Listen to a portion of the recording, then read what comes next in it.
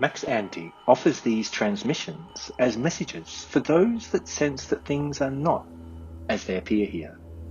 With a worldwide culture of systematic mechanized obedience that seeks to take even more control in this world, we respond by hacking through the systems, implementing new ways of freedom and tuning more into the light. If this resonates, then these messages are for you, and they will assist with enabling us to bring greater clarity and freedom into our lives. Now, don't expect anything shared here to make a lot of sense. Everything transmitted is entirely paradoxical, and it is for you to interpret and for you to discern what is true. This is not advice for you, nor is it to be taken too seriously. Remember, this is your tour on Earth. The listening. What is the listening? Well, in the previous episode, I talked about the 4 types of feedback and how they are at the heart of tuning in to the listening. But I wanted to discuss more about how the listening works and what's really going on with this way of this perspective of living life, of examining life, existence, what to do, decision making. All these elements fall into the listening. The listening is really, it's the opposite to the normal way of living, which you could say is with the egoic mind, where you feel like you're just going to go and do this. And maybe you have this little hunch or this little feeling that it's not a good idea, but you're going to override it. So the listening process is like a battle between the ego, the identity that is telling you definitely go and do this, behave like this, versus just tuning in and surrendering to the feedback that is being presented to you. And remember, being in a rush, being in a hurry, it can often appear like that is the way to get something done, but it is often not. Sometimes, absolutely, sometimes you need to be very quick. Sometimes there are moments in life or death situations, where you need to be very swift. So that is what you need to tune into, and that is what wisdom is. Wisdom is recognizing when to be swift and when to be slow, when to be calm and relaxed and just observe, and when to take swift action and jump in there. That is why developing wisdom is such a priority. And so the listening is an enabler of you developing the wisdom of tuning in, of when to take swift action and when to step back and observe and just watch and to be patient, because they are both of equal value. And you need to know the right times when to be there and take fast action, and when to step back and be slow and calm and just observe, because neither one is better than the other, and they are each appropriate for certain situations. And you need to understand by tuning in to the listening and developing that inner wisdom, which you're not going to find with other people. Other people aren't going to be able to tell you exactly when to be swift and when to be calm and patient. That's for you to discern. And with the 4 types of feedback, you're going to get that feedback on when to do that, on how to behave in certain situations. And this is all about being mindful. The mindfulness of patience, of being slow, of being calm.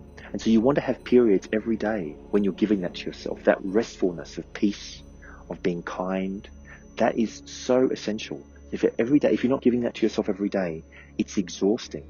So it's beyond just having some sleep and beyond just having a little nap, although they are very important. It's really giving yourself that time out every day to be in nature.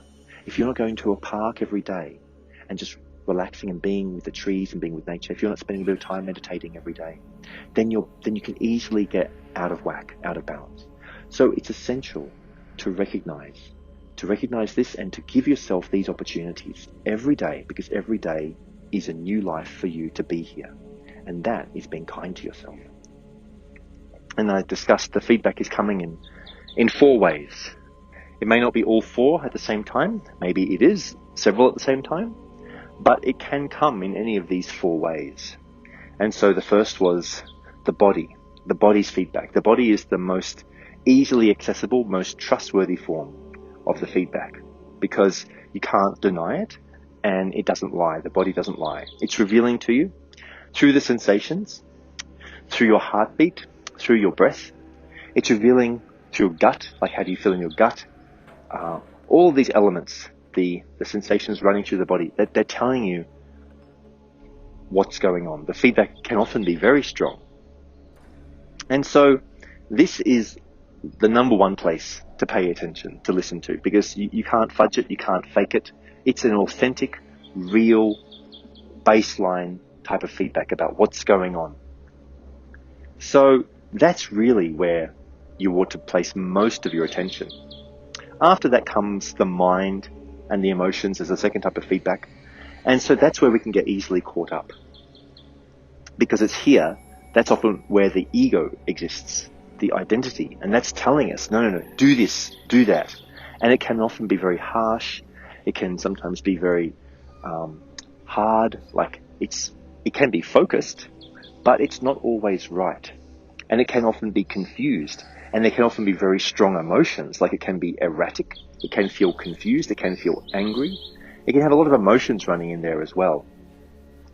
So this is an area that is very tricky, because while it does provide useful feedback, it can be very useful, it can often be distracting or confusing, or completely just outright taking you in a direction that's going to be not very helpful for you or for others. So that's really where the ego resides. It resides in the mind. And it can often be at war with harmony. It can often be at war with authentic listening to the feedback and to surrendering. So the third type of feedback is more, it's outside of the body, it's in the world. And this is where things can get a little bit magical, because sometimes the world starts revealing aspects of what to do next in a very magical way, like with synchronicity. Like it can often be like, wow, how come this is happening, and how come I'm seeing that over there? It can appear like there are signs pointing to what to do next, because especially as you start to tune in and you start to really listen to the feedback, and you start to even request, maybe make prayers to receive guidance, outside of you, feedback can start to appear on what to do. So this is the third area of feedback. And beyond that, it gets very cosmic, because in the fourth type of feedback, you can start to literally receive transmissions. You can receive messages on what to do. So those are the four types of feedback. But it's really a process, as I said, it can feel like a battle between the ego and surrendering. And the listening is the process of tuning in, of leaning in. So you're going to start leaning in to the feedback. Instead of leaning in and just going with your egoic direction of, I'm just going to push through. Because with the ego is often a lot of pushing. Like, I'm going to make this work. I'm going to go in this direction. I'm going to keep at this. I have to win. All these feelings of winning, of getting somewhere, of pushing through. Now, that's not to say that there isn't value in hard work or pushing through. But at the same time, you want to be tuning into wisdom. And the wisdom of feeling into, is this something to keep on pushing through with? Is this really something for me to keep on battling and trying to get to win this uphill battle? Because there are obviously some activities, like, if you're climbing a mountain, like literally like a real mountain, that's probably going to be hard work. And there can be feelings going up the mountain of this is too hard, I just want to turn back. Now, the interesting thing here is, now there are some mountains that are so huge and so dangerous that actually that feeling of wanting to turn back, the feedback that's coming to you to turn back, well, that might even save your life. So each year there are record numbers of people dying on Everest on the climb up. So this is an example. So they have got they've got their body feedback probably telling them that they're exhausted or unable to breathe very well. I know this is quite an extreme example, but there is something to have a look at it. So let's just explore it for a moment. So their body is feeling extremely pushed, often beyond its limits. Maybe they actually do have their mind overriding the body and telling it, you will keep on going, no matter what. And maybe there is doubt saying, hang on, I really think we should pull back a bit. Like, I'm not so sure. This is pretty stormy weather out here and it's getting really cold. And so they've got that going on in their mind. And then out in the world, the feedback in the world, maybe there's even been obstacles on the path, like real obstacles. Maybe they've even fallen down. Maybe there's not much visibility. All these things could be happening out in the world. And whether they're getting some sort of cosmic feedback or not, that's a whole other thing. Like maybe they do get some strong message that comes through that says, turn back or keep going. So that's where it gets interesting. Like, how to discern what is a transmission like that coming through, and what is actually just your thoughts trying to override the whole situation, the egoic push to make this work. So in that circumstance, that's why I'm saying really tune into the body. Take care of yourself. Be kind to the body. The body is always moving towards a harmonious situation. It wants proper rest. It wants proper sustenance. It wants to feel relaxed and rested. So now, when you go to the gym, for example, you are pushing it beyond its limits, and that is going to help the body become strong. Now, it's unlikely that you're going to die in the gym, but some people actually do. It does happen. And so that's why, again, you want to be tuning into the body. Like, you want to know your limits. You see, there actually are real physical limits. In this world, this physical world that we're living in, there are limits. There are limits to the amount of strength that your body has. There are limits to your capacity to be able to run a certain distance. There are limits to your finances, to how much money you have at this moment. So, and there are other limits as well. There are limits to your social connections in this moment. So while this is a reality that there are limits, there are actually only limits for right now. So in the future, of course, as you keep on moving forward, you can gain more strength in the body. You can gain more endurance. You can gain greater access to finances and more resources, more connections in the world. You can access greater wisdom. You can access greater cosmic transmissions. All of these things can be expanded. But every time you expand into them, there is still a limit, because, even if you win through with $10 million, or now you've become this, massively strong person, you can pick up barbells and do backflips, you will see somebody else who still has more than you. There'll always be somebody who has more. And so there'll be this feeling of, oh wow, I'm limited. And so that's where this push can come from, where you want to achieve more. And there's often this feeling of comparison, this constant comparison. Humans are always comparing between, oh, that person's got more than me. Oh, they're stronger than me. They're better looking than me. All of these feelings keep coming up. And so now there obviously is reality to them, because there's consensus in the world between people about, what equals being super strong, what equals being extremely wealthy, what equals being beautiful, all of these things. But that is nothing to do with your experience. So that's what I would recommend, that's what you want to turn away from, this constant comparison. Because the reality is there's always somebody with more or better. And so there'll be this sense of frustration or unhappiness. There'll be this feeling of discomfort or whatever that's going on when you're doing this comparison. So just let go of that. Everybody is on their own trip. Everybody's having a completely unique experience here. It's not about that. If you find inspiration in what others have achieved and done, that's great. That's sort of different from a comparison where you're in a way putting yourself down because you haven't done what others have done, or even yourself in the past. Like if you used to be super strong or super able or wealthy and now you're not. All of these things, we can have this comparison with ourselves in the past or with other people. So this is not what the listening is about. The listening is about being grounded in the moment, in your own experience. That's all it is. It's right now, because the past is gone. That's not even real anymore. There's only right now, and every day is a brand new day. It's like a new life. Today is a new day. It's a new life, and everything that happened in the past, that's gone. That's not real. However, you are obviously living in the impact of everything in the past. So that is real. And there are consequences to the things of the past. So, and because we live in a social world where other people relate to the past like it is real, they will be calling you often upon that past. But you don't have to buy into that. Everybody else is believing in the past and believing what was real about that. And it's wise to respect that. So while you will respect people's perspective, you don't have to go along with it. So this is where the paradox is.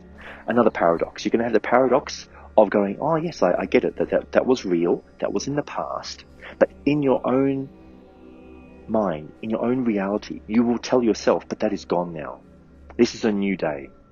This is something entirely new, and I can produce anything here. I can keep moving forward. And so that is where the listening operates. It operates being fresh and new and right now. Only in the living moment are you going to be listening to what to do. And those 4 types of feedback are going to be pointing to what to do. And if you really tune in, it's always going to be about wanting to be kind to yourself, to not overstretch, to not exhaust yourself, to not deplete your resources. It's about not being greedy. It's about being harmonious. You recognize that there are limits, and just that little bit of a stretch today, just that little bit extra effort, because there's the compounding effect of extra effort. If you put it in just that little bit more when you work out at the gym, or that little bit of extra stretch when you're doing your yoga, or that little bit more of mindfulness when you're doing your meditation, or that little bit more of care with your finances when you're doing your business activities or your work or your trading or whatever you're doing with your finances, you're not going to overextend yourself. You're just going to keep on doing a slightly better job, because even the compounding impact of 1% a day or 5% a day, this little increment over years will have this huge impact on you.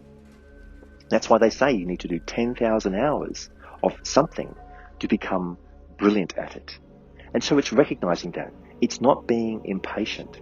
The listening is tuning in to right now and being very patient and very kind with yourself. And just allowing, you're just opening up to the moment and looking for the feedback on what to do. Because this is a long game and there's nowhere to get. It's about play. You're here to have a joyous time. So never forget that. This is a playful, joyous experience. And that's why there's no need for you to overextend yourself. It's meant to be harmonious and fun and enjoyable and sharing and loving. So why would you be being harsh with your body, harsh on yourself?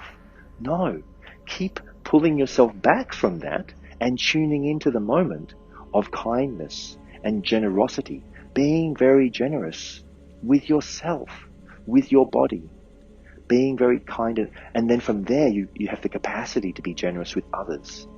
So this listening is about being kind, being thoughtful, being patient, and keep on tuning in.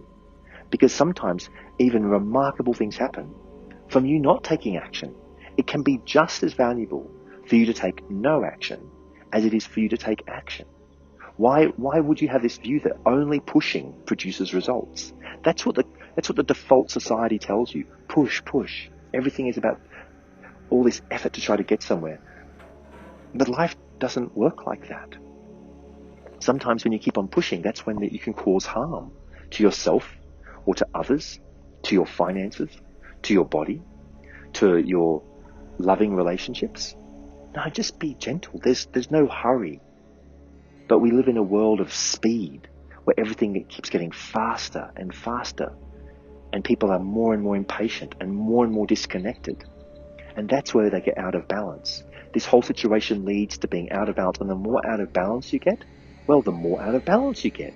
That's the thing. It's an ever spiraling situation of being out of balance, and then it becomes confusing on what to listen to. And people forget on how to operate. They forget how to tune in, and they don't even know how to make a decision anymore. So then they lose confidence, and then they look to others for guidance, and they forget that these other people that they're listening to are just as confused and just as out of balance as them.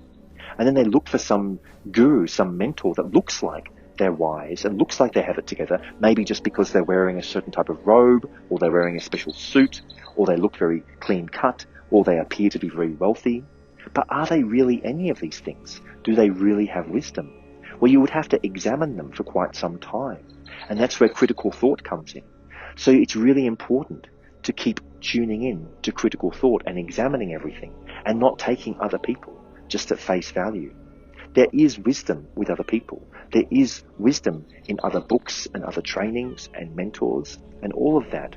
But you have to be very careful and really observe, because other people often are just out to get something off you, out for a fast buck. And because this world is obsessed with numbers and collecting points, which they call money, then they will often be wanting to get something from you just to further their own ends.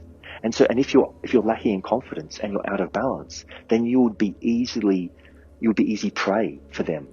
And so that's what you need to be mindful of. Wow, there are really people out there who just want to take advantage of me. Yes, the entire world is out to take advantage of you. All these human structures, all these societies, all the media, all the businesses and organizations in the world, the multinational corporations, they completely want to take advantage of you. They prey upon you being weak in this situation. So this is about you becoming strong, deep within yourself. And what is strength? It is being balanced, and it is being patient, and it is being kind to yourself.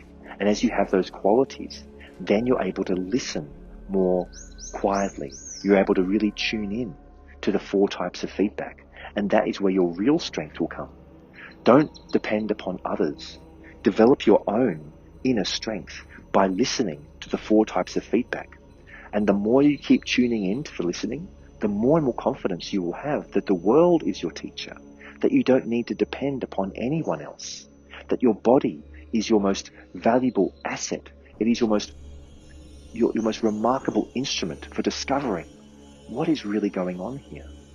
So really, focus on this, and then keep on cleansing and detoxing the body and the mind from all the impurities that it's been soaking up, from all the toxicity in the world and the pollution and the bad food and the chemicals that they put in the water and all the toxic relationships and all the training that you went through at the propaganda schools and universities and media. All of that needs to be detoxed because the mind otherwise is very agitated. As you just get very quiet with yourself, as you sit down to meditate, because that will be a good test for yourself. If you are feeling too much agitation in your mind, then that is very revealing of where your mind and emotions are at. Just sitting quietly and observing your breath will reveal a lot to you. And that's why, as a daily practice, every day spend some time meditating. Spend a little bit of time every morning just being quiet with your breath and feeling the sensations in your body and recognizing that this body is something to take care of. This is your vehicle here, and it's not even yours. Your body is a gift for you to take care of for this 100 or so years that you may well be here. And so that is where it begins, with being kind to this gift that's been given to you. And you're going to tune into that with that daily practice of meditation. And then beyond that, you're going to work out a little bit. You're going to stretch your body and build a bit of strength, because that's what the body wants. It wants to move. This sedentary lifestyle that everybody's living of just sitting at their desks and just lying on the couch and just watching TV and just being on their gadgets. This is not what the body wants. Nature isn't like that. That is more of the machine world, trying to take you over and move you in a direction that it wants you to be weaker. You see, that's what the design of this current system is, to weaken you, to have you dependent upon technology and upon organizations and corporations, because then you're out of balance, you're out of whack, and you don't know how to listen to nature. And when you don't know how to listen to nature, you're easy prey for them to sell you more things. And that's the spiral that it goes in. So you need to start reversing that cycle. And meditation and yoga and qigong and these daily practices are a great way for you to start to turn back the tide and come back to yourself and come back to nature and start to build that real strength that is going to reveal to you what is going on and what to do next. And that is how you tune into the listening.